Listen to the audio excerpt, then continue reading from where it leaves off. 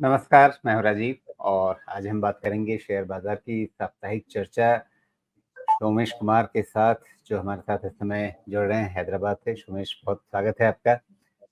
बीता सप्ताह बाज़ार के लिए ठंडा-ठंडा ही गुज़रा है। हालाँकि नवरात्रि का समय चल रहा है, उत्सव की धूम है, लेकिन बाज़ार में थोड़ा-सा ठंडापन।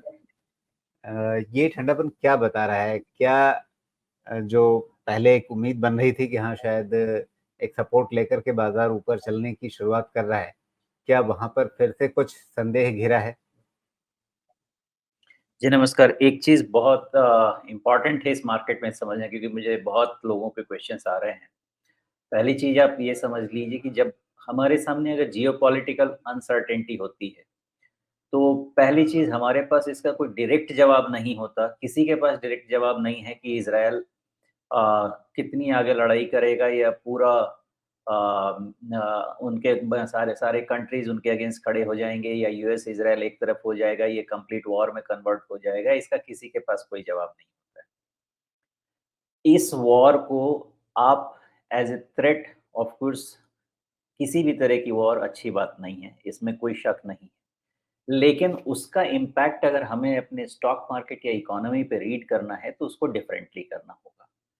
अब जब ये किसी वॉर का इम्पैक्ट होता है, आपको हमेशा पूरी ट्रेड को और इन्वेस्टमेंट को अलग-अलग डिवाइड करके ही सोचना चाहिए। एज़ ए ट्रेडर अगर आप सोचेंगे तो आपको डायरेक्शन नहीं मिलेगा, डर लगेगा, स्टॉप लॉसेस जाएँगे, सब कुछ होगा। लेकिन एज़ एन इन्वेस्टर अगर आप इस चीज़ को देखेंगे तो कोई भी इस तरह का जो वॉर हुआ है, आप और कुछ नहीं तो रशिया यूक्रेन वॉर जो लेटेस्ट हुआ है उससे ही लेके सीखिए। जो रशिया और यूक्रेन का वॉर हुआ उसके बाद रशिया का स्टॉक मार्केट कहाँ चला गया था और वो कंप्लीट रिकवर कर चुका है। ये सबसे बड़ा एग्जाम्पल है हम सब के लिए कि वॉर, अगर equity market as an investment हम देखते हैं, तो वॉर से इन्वेस्टमेंट में डरने, रैटल होने की ज़रूरत नहीं है आपको।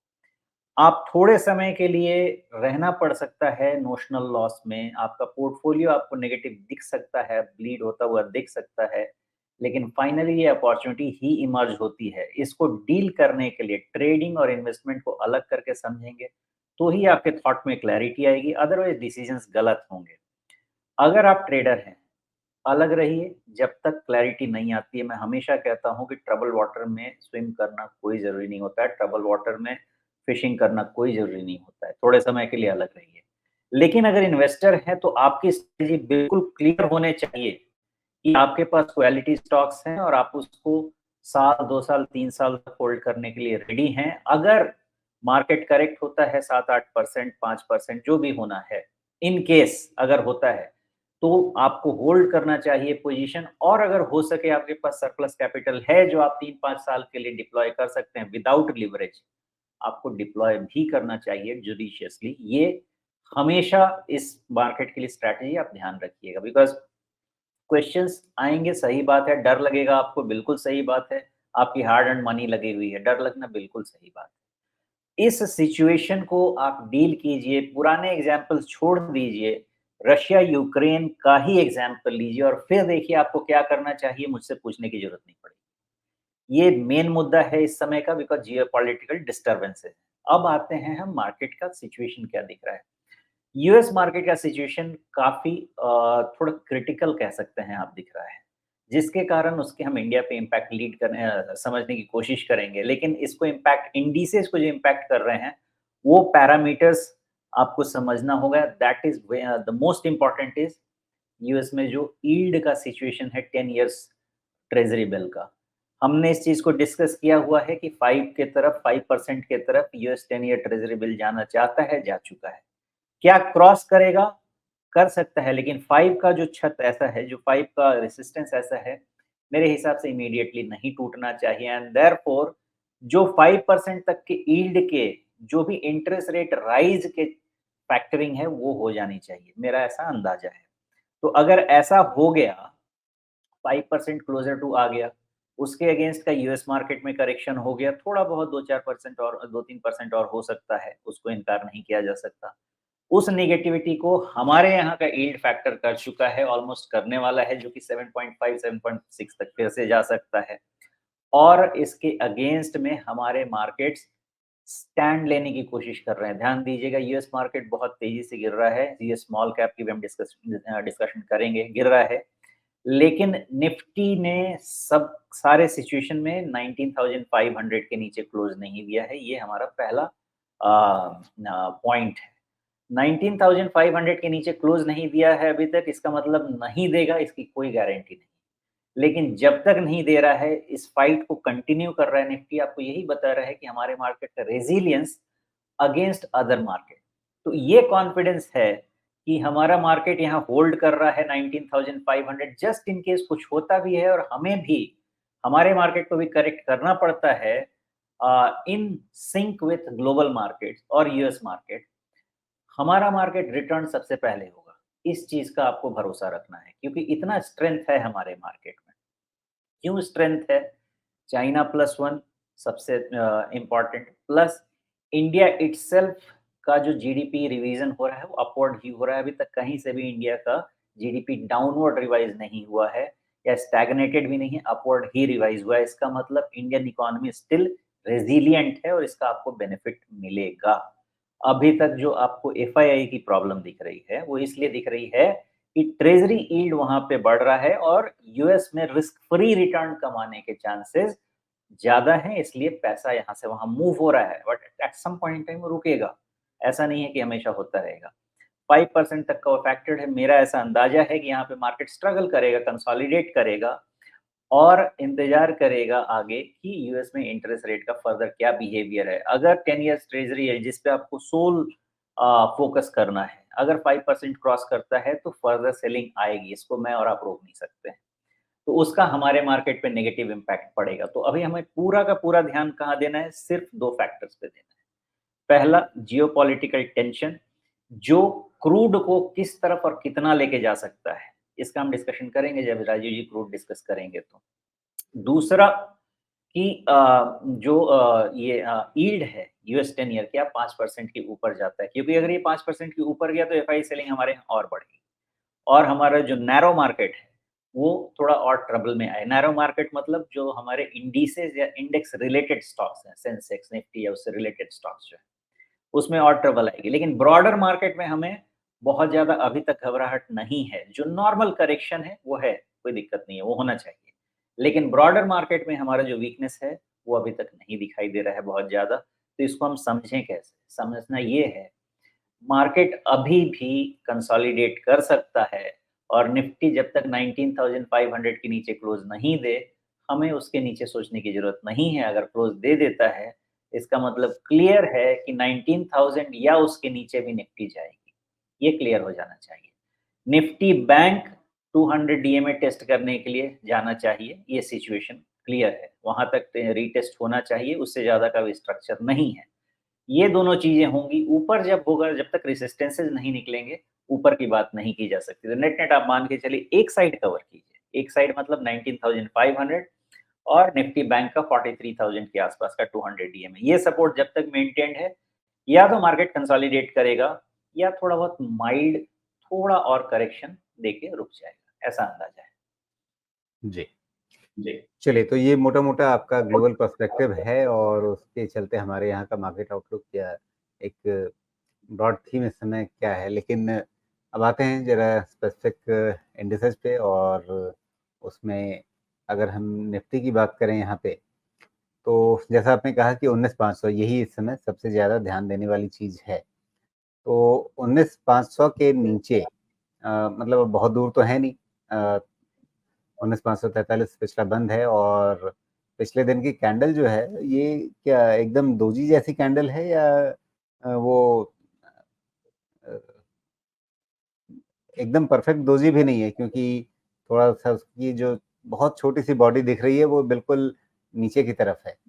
तो क्या ये इसमें हम गुरुवार का जो लो है, अ, घूम फिर करके वही 19,500 के आसपास ही हम आ जा रहे हैं। तो 19,500 के नीचे जाने पे पहला टारगेट क्या होगा नीचे की तरफ?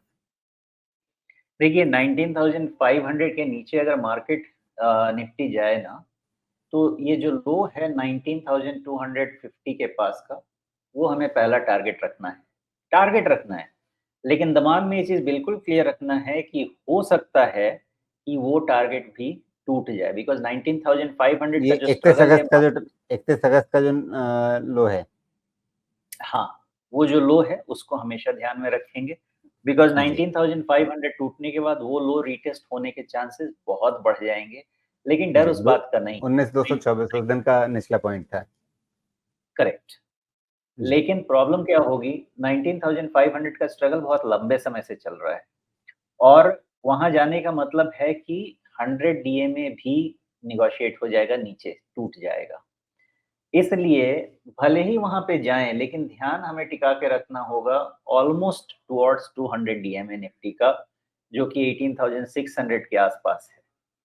तो सपोर्ट कहाँ मिलेगा ये ढूँढने की अभी हमें कोशिश नहीं करनी है जब तक ट्रेंड फिर से ऊपर नहीं आ जाए, एंड ये डिस्कशन तब है जब 19,500 टूट जाएगा तब। अभी जब तक नहीं टूटता है क्लोजिंग बेसिस पे तब तक वो डिस्कशन नहीं करना है।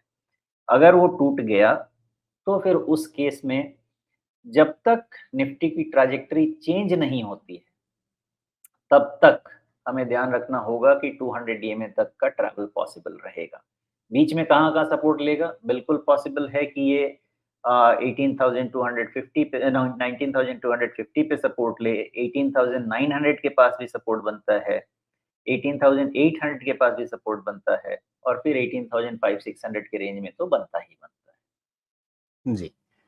तो अलग-अलग पड़ाव और उनके हिसाब से अपनी रणनीति बनाना बेहतर होगा। लेकिन ऊपर अभी एक चीज़ और ध्यान जा रही थी मेरी कि ये जो लगभग 19,850 के आसपास जाकर के अटका है और मुझे ध्यान में आता है 19,850 900 ये आप पहले भी एक रेजिस्टेंस लेवल के रूप में मार्क करके चल रहे थे।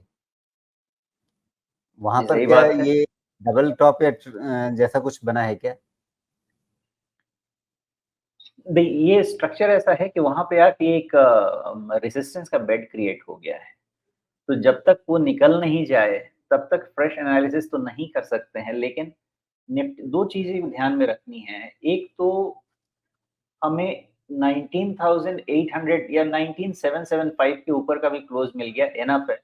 लेकिन राउंड करके 19,800 हम रख सकते हैं, उसके ऊपर का क्लोज़ मिल जाए। तो एक राहत आ जाएगी हमारे पास कि शायद बॉटम प्लेस में है। लेकिन उसका कन्फर्मेशन तब तक नहीं होगा जब तक निफ्टी को आप 20,000 के ऊपर बंद होता हुआ नहीं दिखते हैं। 20,000 के ऊपर निफ्टी को बंद होना बहुत ज़रूरी है to regain the momentum and the confidence. जी। तो यहाँ पे एक तरह से लगभग 500 पॉइंट का एक रेंज बनता है कि 19,500 के नीचे एकदम से खतरे वाली स्थिति रहेगी, बाजार के फिसलने वाली स्थिति रहेगी, जिसमें अलग-अलग लेवल्स रहेंगे, लेकिन नीचे कहाँ तक की संभावना खुल जाएगी, तो लगभग 18,600 के आसपास तक की, जहाँ पर 200 डे मूविंग एवरेज इस समय नज़र आ रहा है और बाजार में सकारात्मक रुझान बनने के लिए 19,800 उसके ऊपर बंद होना ज़रूरी है, लेकिन भरोसा तब बनेगा जब 20,000 पार होगा। ये रही बात निफ्टी की। अब आते हैं बैंक निफ्टी की तरफ और बैंक निफ्टी वहाँ तो 200 डे मूविंग एवरेज बहुत दूर नहीं है। तो क्या ये कहा जाए कि अगर बाजार में फिसलने की नौबत आती है, तो वैसे में निफ्टी में खतरा ज़्यादा है, बैंक निफ्टी में कम है, क्या ये माना जाए? देखिए बैंक निफ्टी ये समझने की कोशिश कर रहा है कि अगर इंटरेस्ट रेट राइज़ होते हैं यहाँ से, तो फिर जो इस क्वार्टर में निम्स कॉम्प्रेशन हुआ है, ये कंटिन्यू रहेगा। बैंक निफ्टी ये समझने की कोशिश कर रहा है।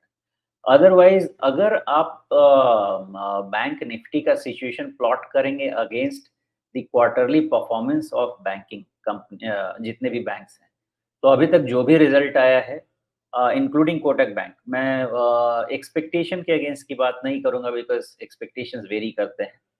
लेकिन इन आइसोलेशन कोटक बैंक के भी पैरामीटर्स इम्प्रूव ही हो रहे हैं। तो आईसीआईसी बैंक का देखेंगे, एचडीएफसी बैंक का हम देख चुके हैं। लार्जली मुझे कहीं से भी अभी तक तो बैंक में कुछ नेगेटिविटी नहीं दिखती है। ये जो भी है कंसोलिडेशन है, थोड़ा बहुत और कंसोलिडेट हो सकता है but overall bank Nifty given the result situation ठीक रहना चाहिए, बहुत दिक्कत नहीं होनी चाहिए। करेक्शन पूल ऑफ एक अपॉर्च्युनिटी ही है। प्रॉब्लम ये है कि करेक्शन 200 डीएमए तक हो जाएगा, इसका कोई कन्फर्मेशन मैं क्या कोई नहीं दे सकता, जब तक वहाँ से टर्न नहीं ले लें। लेकिन कोई रीजन नहीं है एक्सेप्ट फॉर जियोपॉलिटिकल कंसर्न, अगर वो बहुत बड़ा मेजर कुछ चेंज कर देता है। अदरवाइज बैंक में बहुत ज्यादा खराबी 200 डीएमए के बियॉन्ड तो नहीं होनी चाहिए। जी, तो यहाँ पर इस समय आपने कोटक बैंक की बात की, 1770 के आसपास है, उस पर आएंगे, लेकिन पहले बैंक निफ्टी, इसके लिए सपोर्ट 4300 के आसपास मिल जाए, इसके लक्षण क्या होंगे? मतलब अगर हमें प्रीएम्प्ट करना हो कि ये कहाँ पे सपोर्ट ले रहा है, तो उसके लिए कैसे समझेंगे इसे? नहीं, प्रीएम्प्ट तो नहीं करेंगे, क्योंकि अभी तक जब तक सपोर्ट ले नहीं ले, उसका सपोर्ट मानना नहीं चाहिए। लेकिन समझने वाली जहाँ तक बात है, एटलीस्ट जो हाई है लेटेस्ट हमारा 44,600 44,710 का, इसके ऊपर अगर क्लोज लेने लगे 44,700 800 के ऊपर, तो आप ये मान सकते हैं कि शायद 200 डीएमए का रीटेस्ट हो गया और अब यहाँ से नीचे निफ्टी बैंक नहीं जाएगा।